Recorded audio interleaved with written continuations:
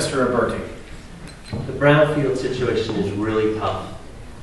I took a ride around Waterbury with Rob Fields, who's actually since been unbelievable help to me, who's from Waterbury here. He's a young Democrat. And he showed me some of the areas here where we went down, he said, that's a brownfield right there. And there were kids climbing a fence to go play in it. We can't have that happen right now, especially when these buildings that are knocked over, there's holes in them, there's open space. We need to do something with this. We need to do it now for our children and also for all the other benefits that we can get from fixing them. Okay. Thank you very much. The next question is to Mr. Donovan. According to the Bureau of Labor Statistics, in 2010, about 17% of wage and salary workers in the state of Connecticut are represented by unions. Yet we're seeing more states with right-to-work legislation across the United States. Do you see a role for Congress in preserving unions' contract negotiation rights, including those for federal workers? How can Connecticut compete against workforces in non-unionized states?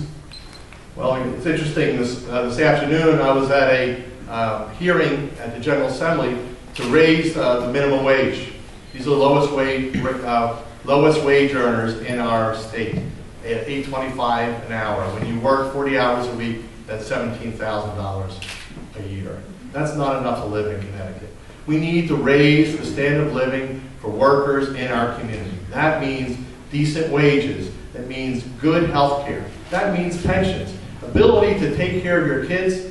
You know, there's a lot to be done on providing benefits for workers. And unions play a role in that. Collective bargaining is just that. It's people getting together and working for their rights.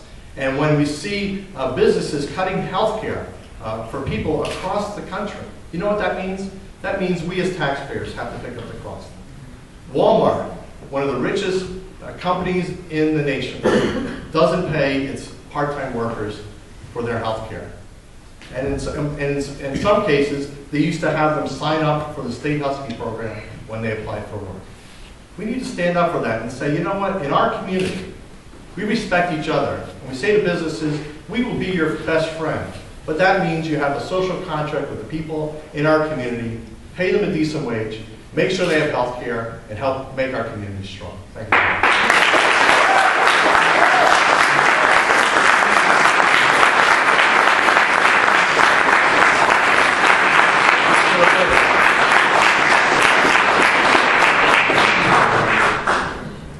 My grandfather was a Teamster here in Connecticut, worked down at Sikorsky.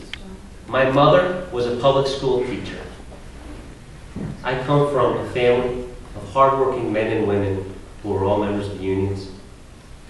And earlier this week, Senator Ted Kennedy's son, former Congressman Patrick Kennedy, was here. And you know, we were having conversations. And something he said, you know, my father used to say, since when are hardworking men and women a problem? And that's what is happening in Wisconsin. That's what's happening with right-to-work states. We need to stand up and say, we've got to work together for the hardworking men and women of the state of Connecticut and the United States of America. We can't go back to the days of a triangle factory. We need to do this together. Thank you.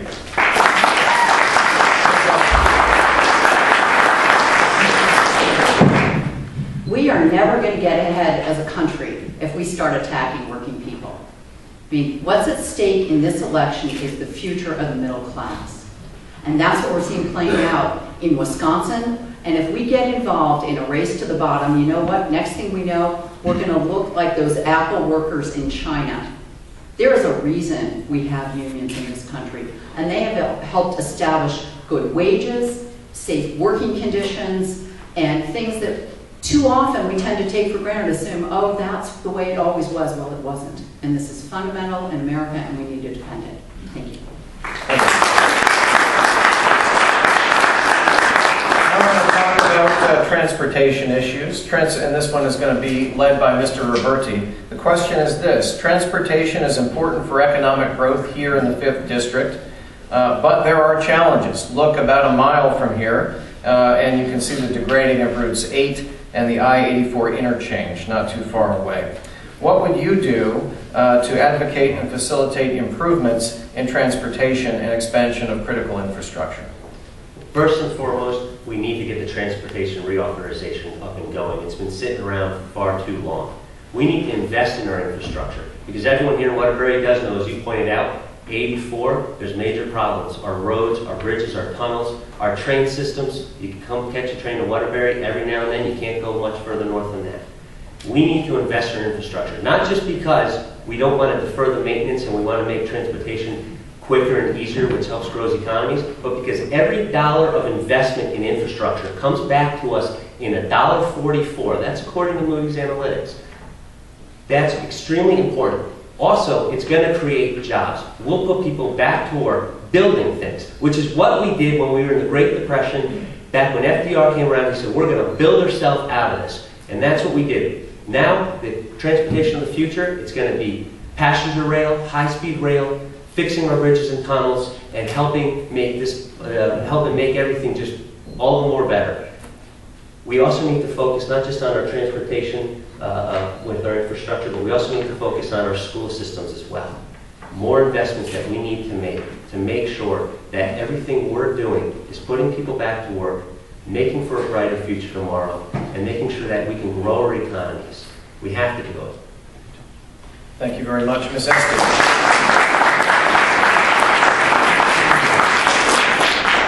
When I served on the town council in Cheshire, we worked a lot with small businesses in the chambers to say, like, we surveyed businesses. What's the biggest issue your employees face? What would make you worried about expanding your business in Connecticut? And you know what their answer was? It wasn't taxes.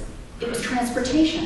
It was transportation. The difficulty in getting from one town to another is the biggest problem in the state. So if we want to increase jobs, we need to fix our roads. We cannot have that sorry excuse for an interchange called a Mixmaster looking the way it did 30 years ago. Connecticut gets fewer dollars back from Washington than all but 3 other states. We need a strong advocate to get our fair share, to get our infrastructure back in place, to help our people with jobs here, now.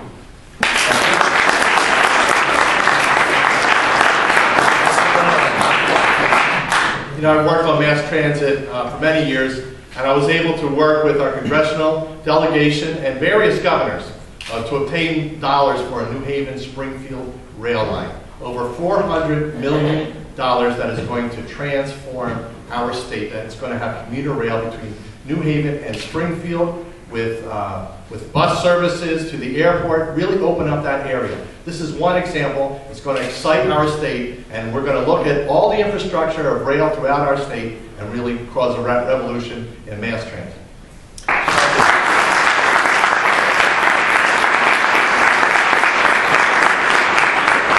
Our next topic is energy and the environment, and Mr. Donovan will begin with this question. With the U.S.'s current foreign oil dependency at around 50% and our energy needs still growing, what would you do to facilitate decreasing our energy dependence on foreign sources for these fossil fuels?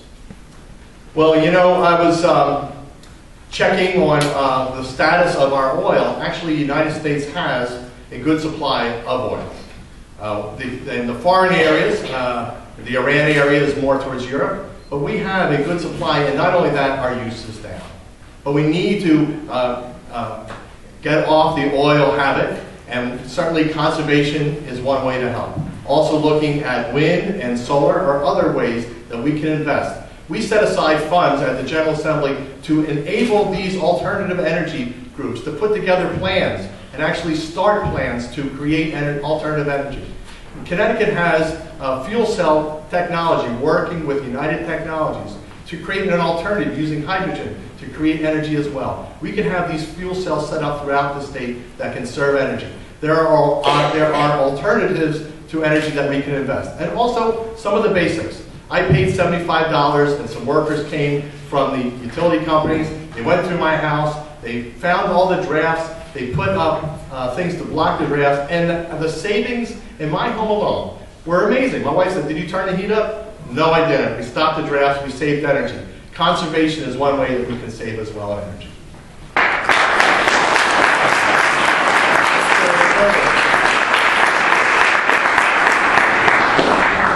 We desperately need comprehensive energy plans for the future. We are facing an energy crisis.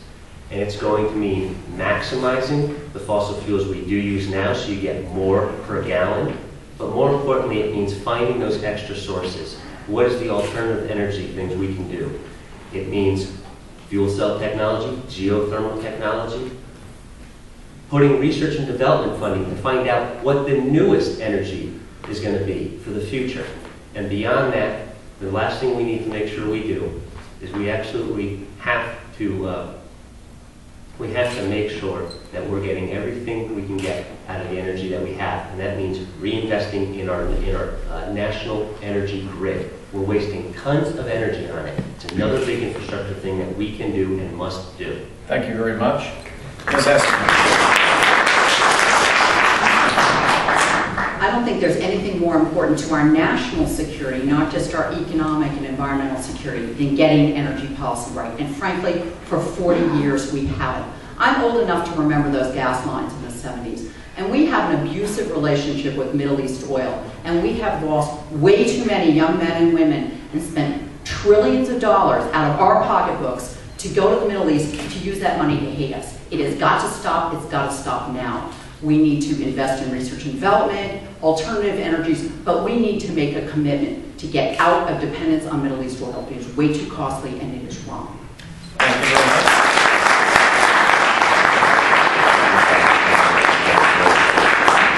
The next question will begin with Ms. Esty. Do you believe the President should allow permits for the Keystone XL pipeline? What is your position on these lengthy gas and oil pipelines running across the United States? Well, I think the President made the right decision with the circumstance he was faced. You know, he was given, this is where we need to change Washington, right? The House Republicans decide, we're going to have 60 days only. You got an up or down decision in 60 days. You know what? When you're looking at the safety of a water supply for millions of people through the entire middle of the United States, would you want to be living there and be told you have 60 days to do a full review? I don't think so. I wouldn't want that. And so I don't really think they had a choice, but to say, no, we don't have enough time to safeguard our people. We need to know what we're doing. And frankly, it's the same issue around fracking, about the oil shale, the shale gas. If we don't get that right, people are going to be poisoned. It may be a game changer, but we have to protect people. I have always stood for environmental protection. The state has been strong in environmental protection. These energy issues are critical, but we have to get them right. And we need to give the money to our scientists, make sure EPA funding isn't cut. It's another thing. Republicans in the House want to strip EPA of funding. They don't care about your health. They just want to, full speed, drill, baby, drill. We have to take the time to get it right. And I want to work with you to make sure we get it right. We get the energy we need, but we protect our people while we do it. Thank you.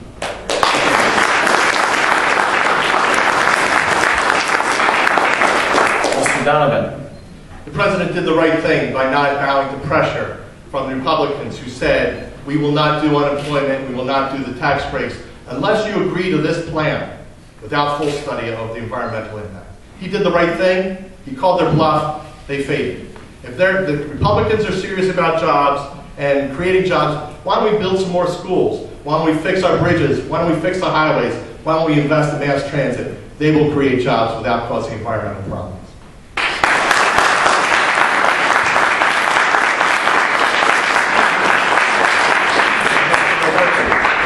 The President was absolutely correct. I went to school in New Orleans, and I did a lot of work in New Orleans after Katrina. After I left New Orleans and came back home to Connecticut, BP oil happened, the spill.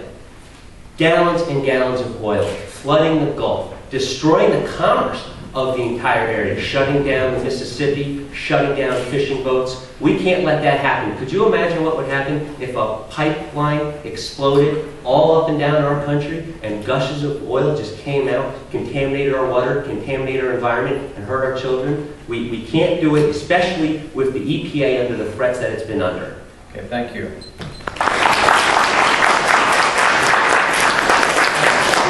Any teachers out there?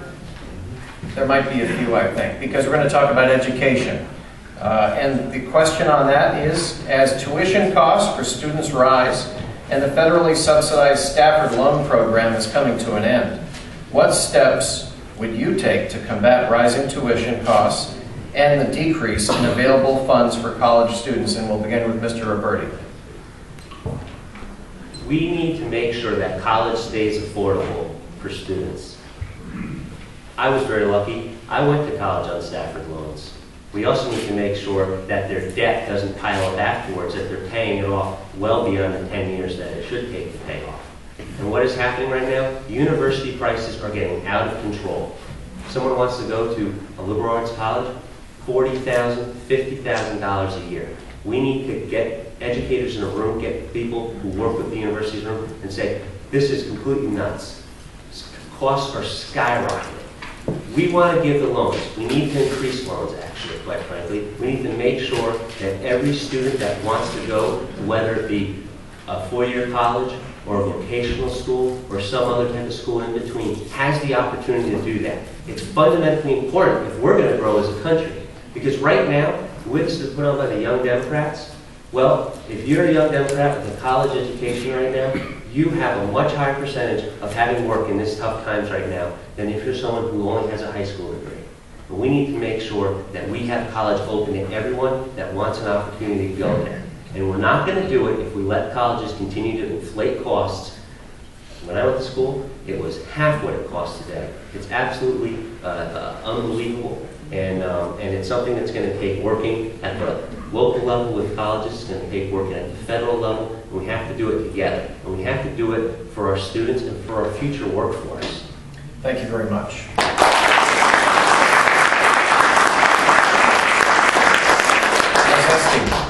Well, with one just out of college and one in college, this is a very real issue for me.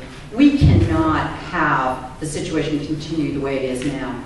Last month, it came out for the first time in American history, student loans exceed credit card debt in America. I mean, how can we get ahead? How can the Cheshire Young Dems back there, friends of mine, how can they go to college if the ticket to the middle class requires going to college? That ticket's about $100,000 a year now. That is too high a price. We have got to work with businesses, work with government, work with schools, and fix this problem. Because the future of our children is at stake. It is intolerable where it is now. Thank you. Mr. Donovan. I too have a daughter in college, and paying a mortgage, it's pretty tough out there. So I understand what it's like for everybody and for the students. You know, here's some things that we could do. We could do more programs like the AmeriCorps program, where people can work and get the money for college. We should fully fund the GI Bill and create a new GI Bill so the returning vets can go to colleges, the federal government paying the full freight. That will help our colleges as well. We should guarantee, not guaranteeing just K through 12, we should guarantee K through 14 for everybody. And also we worked on the American Dream Act to make sure everybody can afford to go to college. Thank you.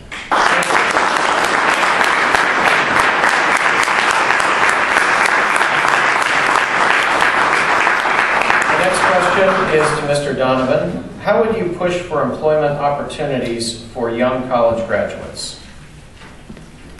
You know, it's tough for college graduates right now. And I graduated, when I graduated from college, it was a recession as well. I talked about the AmeriCorps program. That's one way for people to get jobs. But I think what we need to do is invest in those businesses that will create jobs. I talked earlier about working with our community colleges and designing the curriculum with the businesses in mind. The Jackson Labs, which is coming to our state, is going to create a whole new type of jobs. We're going to be working with UConn Health Center. We're going to be working with Central. We're going to be working with Tungsten Community College and really create good jobs. And the other thing we need to do is help our businesses who are here and say, you know what, we have fine, talented students who can do jobs here. We want you to hire them. What can we do to work with you to give you tax breaks to hire students? Keep people here in our state because you are our future. There's so much we can do to help our young people, and I'm going to work with you to make sure it happens. Thank you.